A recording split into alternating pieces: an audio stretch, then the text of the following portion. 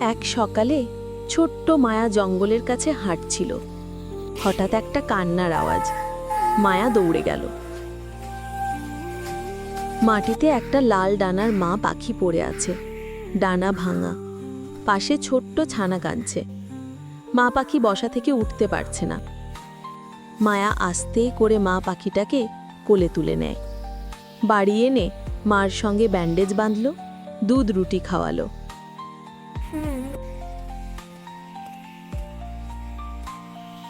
মা পাখিটা ধীরে ধীরে সুস্থ হয়।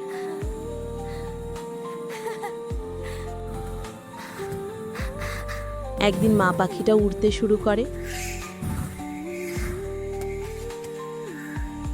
মায়া হাসে, চোখে জল। মা পাখিটা বাসায় ফিরে যায়।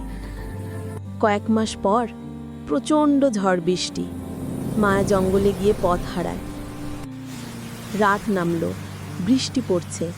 মায়া গাছতলায় বসে কাঁদছে। হঠাৎ আকাশে একটা চেনা ডাক। মায়া মাথা তুলল। লাল ডানা, মা পাখিটা এসেছে। দূরে মা মায়াকে খুঁজছেন। মায়া ফুপিয়ে বলল, পাখিটা আমাকে বাঁচালো মা। তারা বাড়ি ফিরে গেল। মা মায়ার মাথায় হাত রেখে বলেন, দেখলি, দয়া কখনো বৃথা যায় না। গল্পটি ভালো লাগলে লাইক, কমেন্ট, শেয়ার এবং সাবস্ক্রাইব করবেন।